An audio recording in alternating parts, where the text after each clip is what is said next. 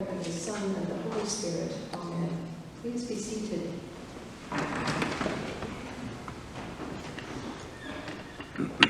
A woman named Martha welcomed Jesus into her house.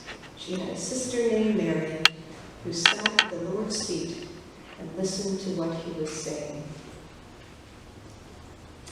I have an experience that I had recently of two worlds colliding that I had a profound effect on me, and I want to share it with you.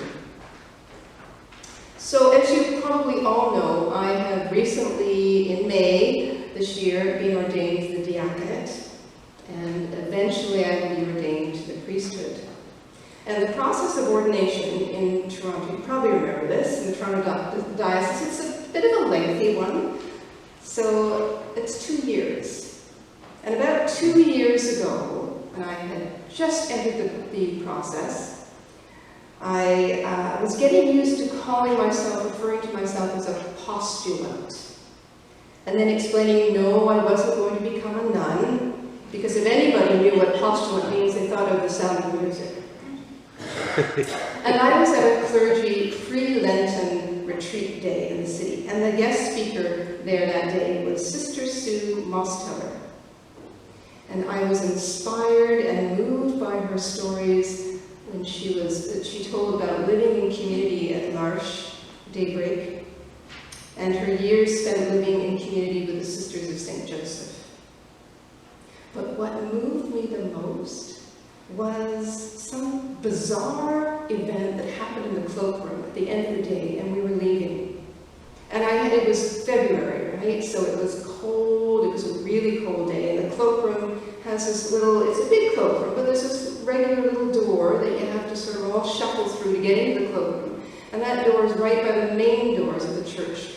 And people were coming and going, and the wind was coming in, and I'd got my coat and my boots, I had my hat in my hand, my red hat, and I was coming out of the cloakroom, and I was distracted, and Sister Sue was coming into the cloakroom to get her boots and her hat and her coat, and we bumped into each other.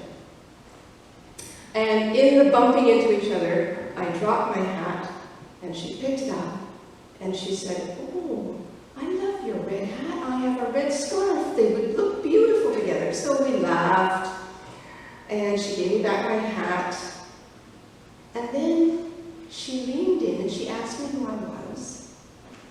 And I said my name was Michelle, and I thanked her so much for her inspiring talk that day. And I told her I was a postulant. And with a delighted look in her eyes, as if she had all the time in the world and the people jostling around us didn't exist, she said, "Oh, and how did God call you?"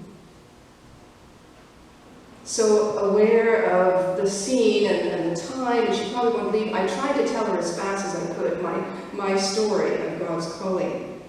But I got the sense that if I had taken an hour, it wouldn't have meant anything to her. She was, with all her body, she was so present for me. And it seemed that she had offered up space to me, and in that space, she was just as blessed at hearing my story as I was in telling it to her. And something in my heart kind of warmed in that cold moment and expanded, and I really felt heard and loved.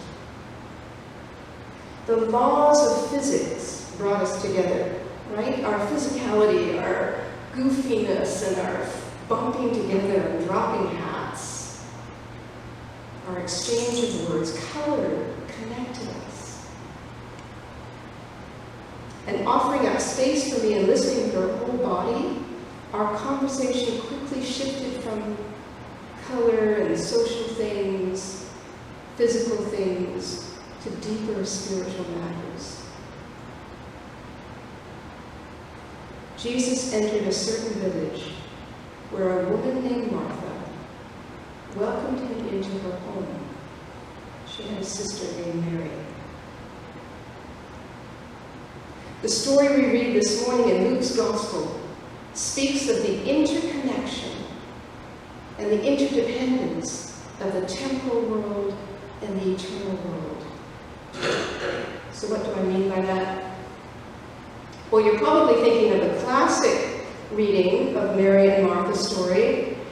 And when we interpret that, we always pit Martha, poor Martha, the doing, task-oriented Martha, who seems focused on how hard come by she is by the hard work she does. She seems to be on the bottom rung of what it means to be spiritual, right, and holy. And Mary, on the other hand, she's right up there, right? She's at Jesus' feet. And we all aspire to be her. Our own Martha, you know Martha Whitaker? She told me this week, every 3 years I get to hear, oh, Martha, Martha.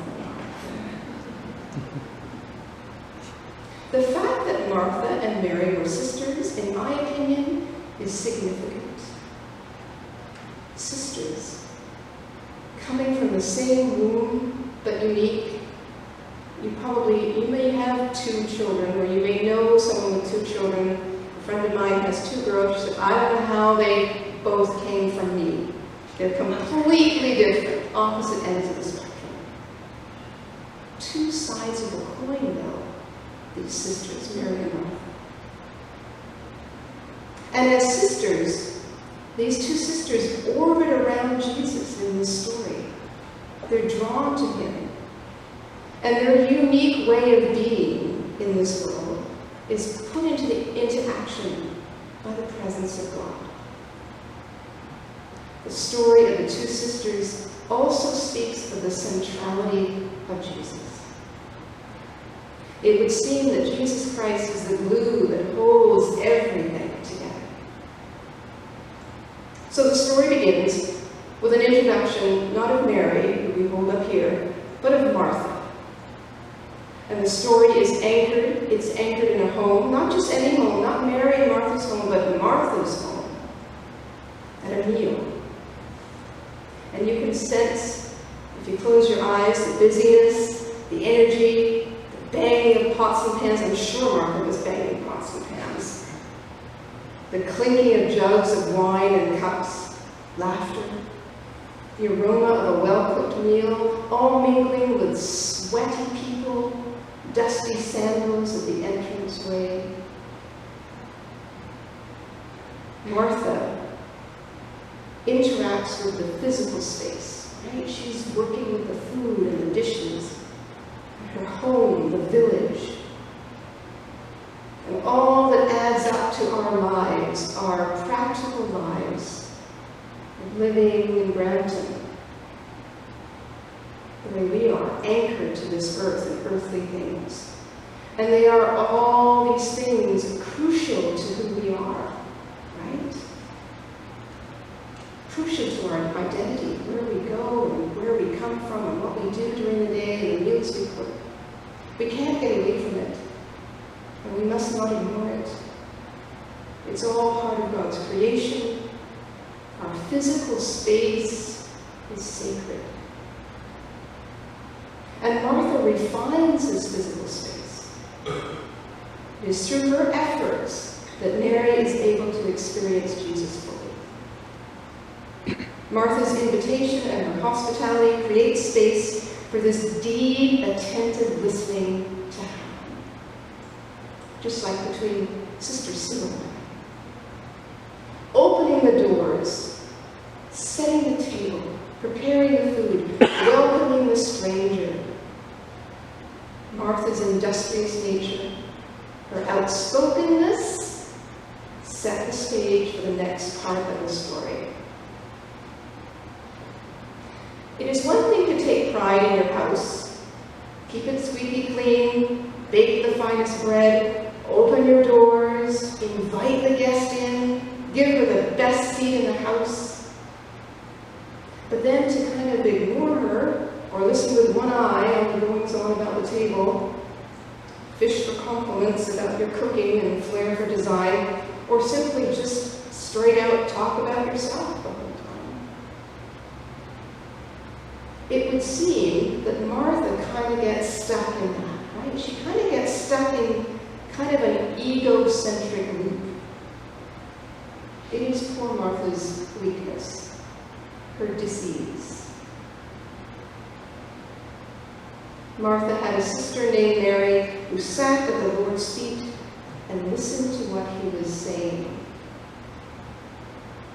Jesus tells Martha, this is the better way, a way that will not be taken from her.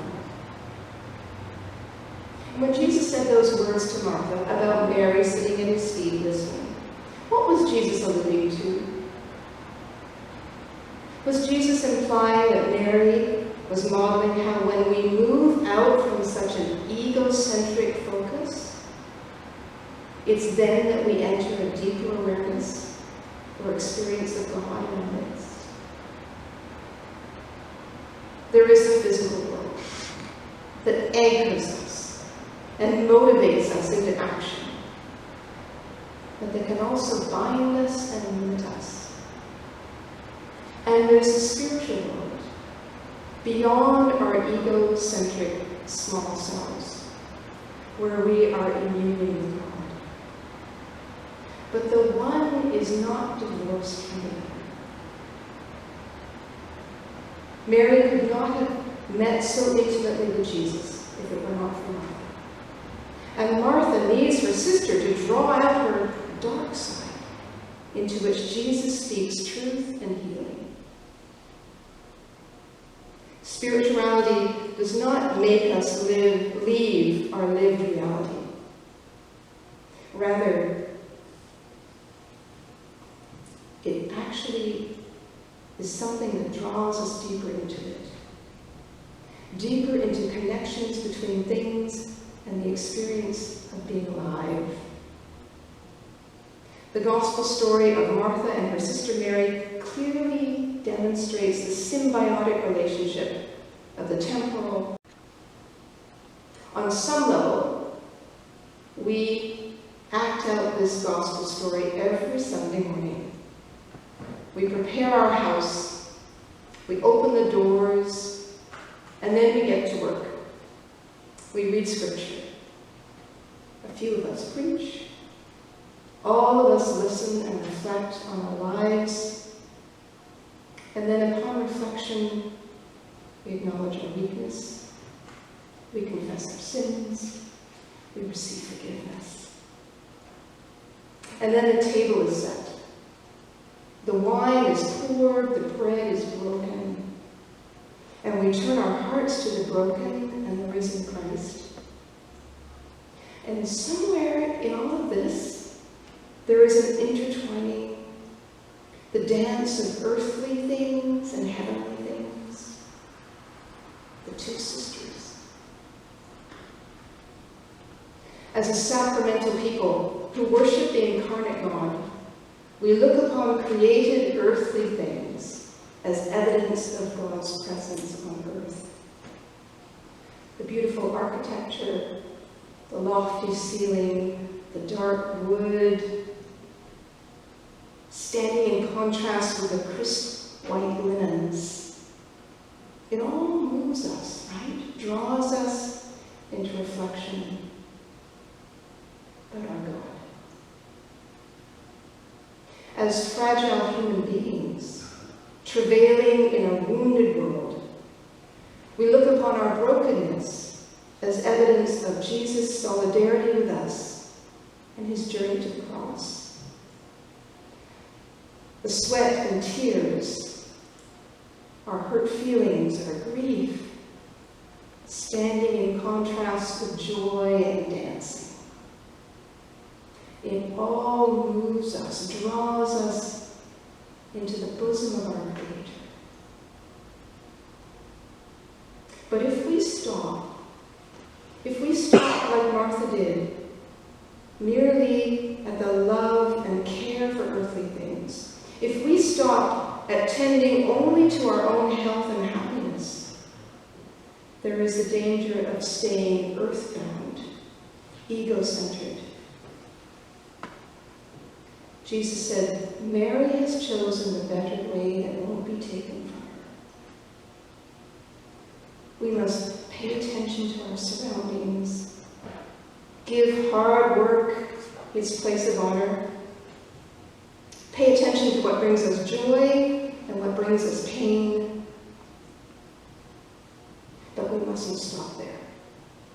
We must allow all of it to draw us to our Lord, to draw us to his feet, listening, holding space for divine love to heal and expand our